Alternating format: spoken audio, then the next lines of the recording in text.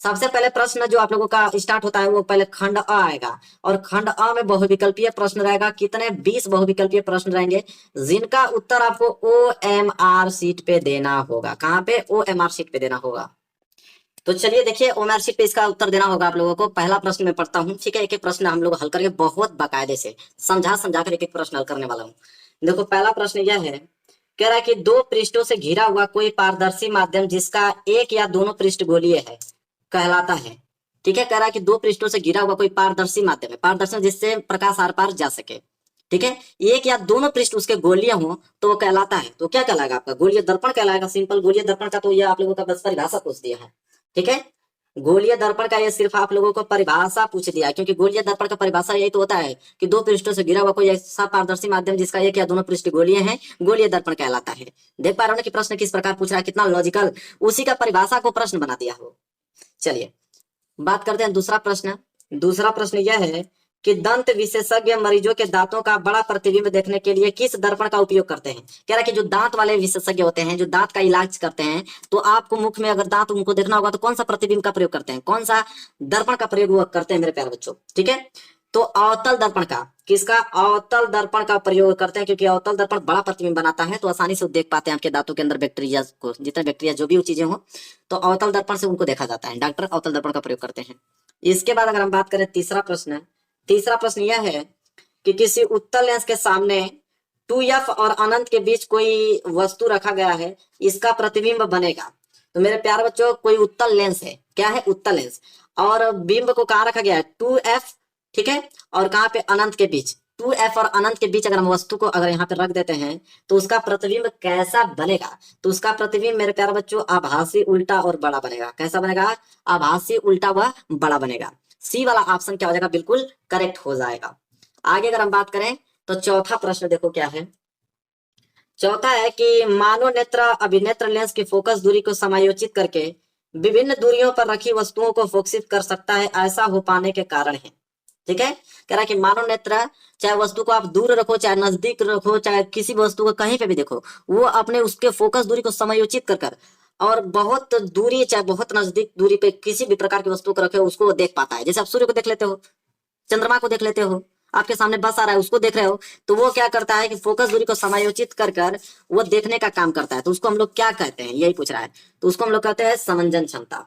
नेत्र की समंजन क्षमता के कारण ही ऐसा हो पाता है कि दूर वस्तु रखी, कोई दूर वस्तु रखी है चाहे निकट रखी है, तो उसको हम लोग अच्छे से देख पाते हैं समंजन क्षमता के कारण। बी वाला ऑप्शन सही होगा। इसके बाद अगर हम बात करें तो देखो यहाँ पांचवा प्रश्न मिलान वाला आ गया। ठीक है, कह रहा है कि कॉलम ए में दी गई राशियों का सुमेलन कॉलम बी में दिए गए एसआई मात्रकों से कर सही विकल्प चुनिए। अब बताइए विद्युत धारा का एसआई मात्रक क्या होता है? विद्युत धारा का मात्रक जो होता है वोल्ट होता है, इसलिए पहले का जो है वो डी में मिलान हो जाएगा। विद्युत धारा का एम्पियर होता है, सबको मालूम है, तो दूसरे का जो है वो पहला मिलान हो जाएगा। विद्युत शक्ति, तो विद्युत शक्ति का वाट होता है, तो इसलिए विद्युत शक्ति बी वाला से मिलेगा। फिर प्रतिरोध का ओम होता है, तो चौथा वाला तीसरे से मिलेगा। तो इसमें पूछा कौन सा आंसर होगा, तो देखो पहले वाला चौथा से मिला, दूसरा वाला पहला से मिला, तीसरा वाला दूसरा से मिला, और चौथा वाला तीसरा से, मतलब ऑप्शन डी। देखो पहले वाला चौथा से, दूसरा वाला पहला से, तीसरा वाला दूसरा से, चौथा वाला तीसरा से, इसलिए ऑप्शन डी जो है इस प्रश्न का राइट आंसर होगा। इस प्रकार इस बार प्रश्न इस तरह के बनेंगे। ठीक है, चलो क्वेश्चन नंबर 6 देखो। दो चालक तार जिनके पदार्थ की लंबाई तथा व्यास समान है, किसी विद्युत परिपथ में पहले श्रेणी क्रम में और फिर पार्श्व क्रम में संयोजित किए जाते हैं। श्रेणी क्रम तथा पार्श्व क्रम में उत्पन्न उष्माओं का अनुपात क्या होगा? मेरे प्यारे बच्चों, कोई दो चालक तार जिनके पदार्थ की लंबाई और व्यास दोनों अगर समान है, अगर किसी विद्युत परिपथ में अगर पहले श्रेणी क्रम में आप जोड़ते हो फिर उसे समांतर क्रम में, समांतर क्रम को ही पार्श्व क्रम बोलते हैं, समांतर क्रम में जोड़ते हो, तो उसमें अगर उष्माओं का अनुपात अगर आपसे पूछता है तो हमेशा 1/4 के अनुपात में मिलता है।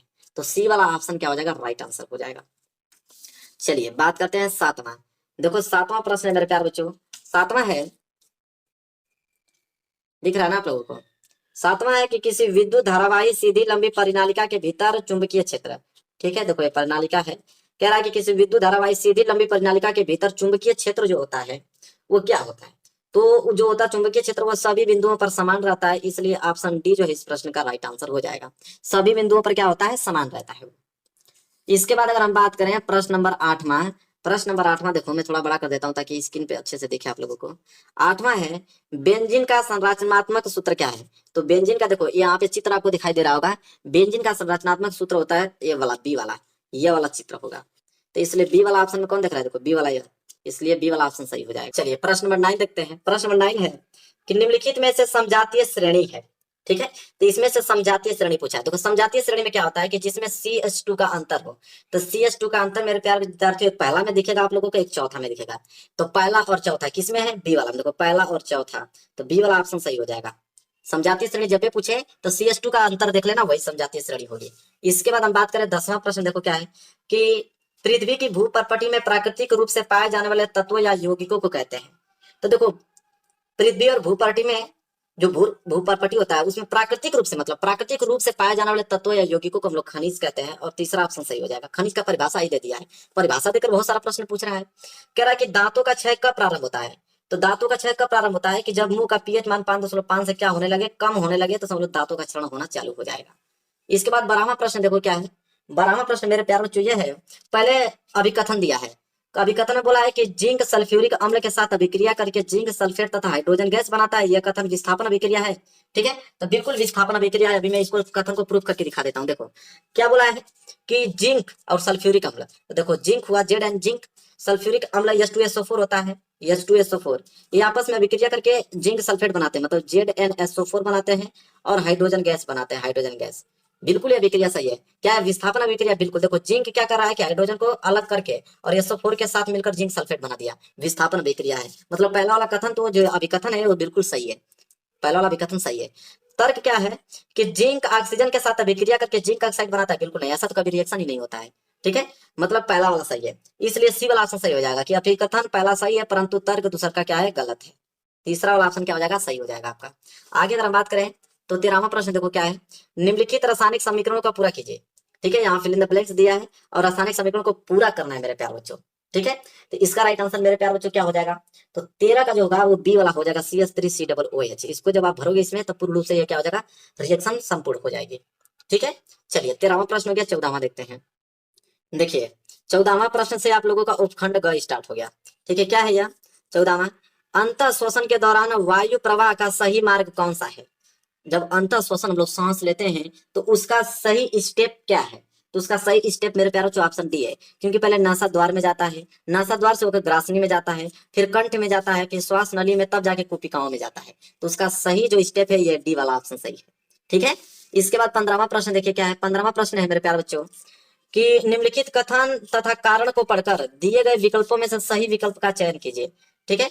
तो कथन और कारण को पढ़ना है। कथन कह रहा है कि पिता से प्राप्त क्रोमोसोम के बच्चों के लिंग का निर्धारण होता है। बिल्कुल, जब भी बच्चा होता है तो पुरुष के ही क्रोमोसोम से बच्चों का लिंग निर्धारण होता है, ठीक है।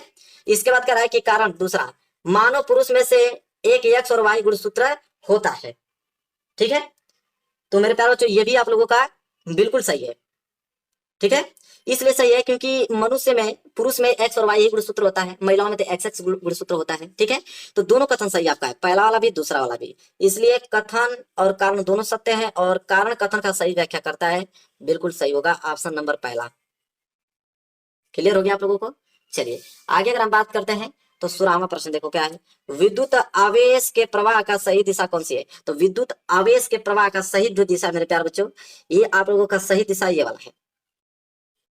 ये जो आपको दिशा दिखाई दे रहा है बिल्कुल सही है। ये आपका ए ऑप्शन है, ये आपका बी है, ये आपका सी है और ये आपका डी है। तो ए वाला बिल्कुल सही है, ठीक है। इधर से जाएगा इधर बढ़ता जाएगा, अगर क्या है इस तरह बढ़ता है इधर नहीं, फिर कह रहा है कि इधर इधर, ठीक है। नहीं, ये जो चित्र आपको दिखाई दे रहा है विद्युत आवेश के प्रवाह का सही दिशा ये पहला वाला, ठीक है। इसके बाद हम लोग आगे देखेंगे और अगला प्रश्न 16 प्रश्न हो गया ना। चलिए आगे बात करते हैं 17वां प्रश्न। देखो 17वां क्या है? 17वां है कि थायरॉक्सिन के बारे में कौन सा कथन सही नहीं है? थायरॉक्सिन के बारे में कौन सा कथन सही नहीं है मेरे प्यारे बच्चों? तो थायरॉक्सिन के संश्लेषण के लव आवश्यक होता है, बिल्कुल नहीं। पहला वाला ऑप्शन जो है वो राइट आंसर हो जाएगा, पहला 17 का पहला जो है राइट आंसर हो जाएगा। इसके बाद देखिए 18वां प्रश्न। 18वां है कि निम्नलिखित चित्र में भाग ए बी सी किस क्रम में है? मतलब बताना है कि ए क्या है, बी क्या है, सी क्या है।